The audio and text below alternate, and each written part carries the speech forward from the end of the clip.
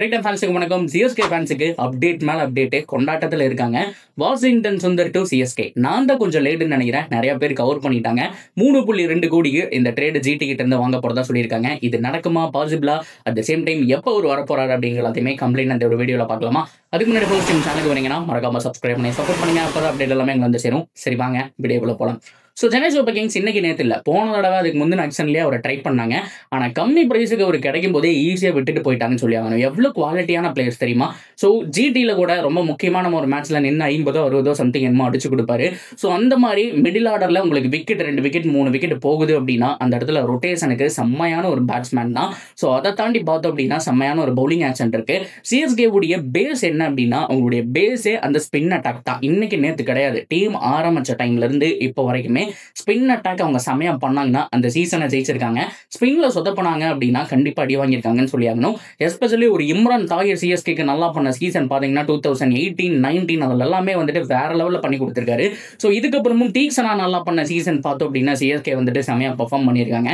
அந்த ஸ்பின் அப்படிங்கிறது ரொம்ப முக்கியம். ஏன்னா ஸ்பின்னர்ஸை வச்சு தான் சேப்பாக்கில் 7 மேட்ச் 8 மேட்ச் நடக்குது அப்படின்னா அதில் ஆல்மோஸ்ட் அவங்க ஜெயிக்கக்கூடிய ஒரு 5 to 6 மேட்ச் அப்படிங்கிறது சேப்பாக்கில் அந்த ஸ்பின்னை வச்சு தான் ஜெயிக்க முடியும். இப்போவே உங்ககிட்ட நூறகம் அது மாதிரியான குவாலிட்டி ஸ்பின்னர் இருக்காங்க. ஆனா சப்போர்ட்டுக்கு ஒரு பெஸ்ட் ஸ்பின்னர் இல்லை அப்படின்னு சொல்லி ஆகணும். ஸோ ஆஸ்னா போன தடவை அவருக்கும் இந்த டீமுக்கும் கொஞ்சம் செட் ஆகலங்கிறத சொல்லி ஆகணும். செட் ஆகல மீன்ஸ் எப்படி செட் ஆகலன்னா அவர் வந்துட்டு பவர் பிளேல அவ்வளோ சூப்பரான ரெக்கார்ட்ஸ் அப்படிங்கிறது ரீசெண்ட் டைம்ல இல்லை. அண்ட் ஆஃப் ஸ்பின் கரெக்டாக போட மாட்டேறாரு அப்படிங்கிற எல்லாமே சொன்னாலுமே இன்னும் கொஞ்சம் அவரை மேலே கொஞ்சம் இறக்கி ட்ரை பண்ணியிருக்கலாம். ஸோ அதாவது பவர் பிளே முடிச்சுட்டு அவர் கொண்டு வந்திருக்கலாம். ஒரு 6 over to 12 hour வரைக்கும் அவருடைய ரொட்டேஷன் வச்சிருக்கலாம் அப்படிங்கிற மாதிரி சொல்லி ஆகணும். ஒரு பக்கம் ஜட்டோ இன்னைக்கு நேற்று கிடையாது, நூல் பிடிச்ச மாதிரி செம்மையா போட்டுட்டு இருக்காரு. வருஷம் அவருடைய கன்சிஸ்டன்சி இருந்துட்டு இருக்கு.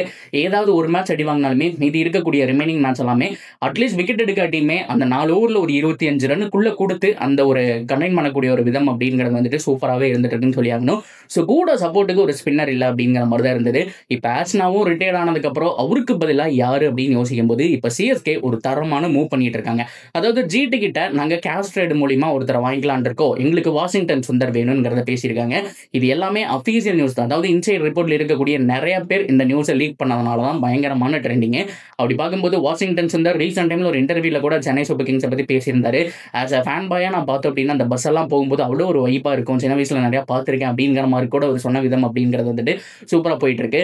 ஸோ கண்டிப்பா Washington Sundar Chennai super Kings வந்தா மிகப்பெரிய லெவல்ல யூஸ்ஃபுல்லா இருப்பாருங்கிறத சொல்லி ஆகணும்.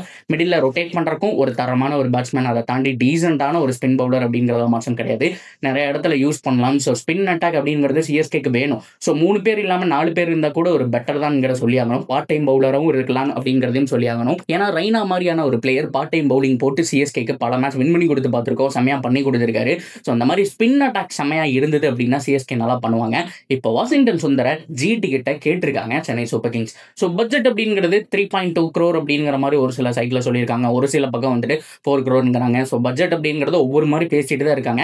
பட் இருந்தாலுமே ட்ரேட் அப்படிங்கிறத கேட்டது உண்மைதான். ஜிடி என்ன சொல்ல போறாங்க, கொடுக்க போறாங்களா, வாஷிங்டன் சுந்தருடைய தனிப்பட்ட விருப்பம் என்ன, தனிப்பட்ட முடிவு என்ன அப்படிங்கிறதெல்லாம் பொறுத்து தான் இந்த ட்ரேட் சக்ஸஸ்ஃபுல்லாக அமையுமா அமையாதானுங்கிறத சொல்லி ஆகணும். ஸோ எனிவே இந்த ட்ரேடு நடந்தது அப்படின்னா சஞ்சு சாம்சன் ட்ரேடை விட ஒரு 2% 3% எக்ஸ்ட்ரா சந்தோஷப்படுறது தமிழ்நாட்டு ஃபேன்ஸ் தான். தமிழக மைந்தன் அப்படின்னு சொல்லலாம். ஸோ அதை தாண்டி அஸ்வின் இல்லாத அவர்களுடைய குறையை வந்துட்டு தீர்த்து வைக்கிறதுக்கு ஒரு சூப்பரான ஒரு ஸ்பின் பவுலர்னு சொல்லலாம். ஸோ அவர் இருக்கிறது டீமுக்கு ஒரு சூப்பரான விஷயம் தான் அப்படிங்கிறத மாற்றம் கிடையாது. இப்போவும் நான் சொல்கிறேன், வாஷிங்டன் சுந்தர் இல்லாட்டியுமே சென்னை சூப்பர் கிங்ஸ்க்கு ஒரு ஸ்பின்னருடைய நீட் இருக்கு. ஆப்ஷனில் கண்டிப்பாக யாரோ ஒருத்தருக்கு போயே ஆகணுங்கிற ஒரு சுச்சுவேஷனுக்கு தள்ளப்பட்டிருக்காங்கன்னு சொல்லி ஆகணும். ஏன்னா ஸ்பின் அட்டாக்கை பொறுத்த வரைக்கும் இந்த பக்கம் ஜடேஜா நூறகம் தவிர வேற யாருமே இல்லை. ஒரு குவாலிட்டி ஸ்பின்னர் அண்ட் ஆல்ரவுண்டராக இருந்தால் மச் பெட்டர். இப்போ வாஷிங்டன் சுந்தர் மாதிரி பேட்டிங்கும் டீசெண்டாக ஆடக்கூடிய ஒரு ஆளாக இருந்தால் ஒரு மச் பெட்டர் அப்படிங்கிற சொல்லி ஆகணும். அதே டீமில் திவாட்டியான ஒருத்தர் இருக்காரு, அவரும் கிட்டத்தட்ட போரான ஒரு பர்ஃபார்மன்ஸ் பண்ணிட்டு இருக்கக்கூடிய ஒரு ஆள் தான். ஆனால் வாஷிங்டன் சுந்தர் செம்மையாக பண்ணிட்டு இருக்காரு. ஸோ ஜிடி கொஞ்சம் யோசிக்க வேண்டிய விஷயம், தரலாமா வேண்டாமாங்கிற மாதிரி பல கால்குலேஷன் போயிட்டு இருக்கும்.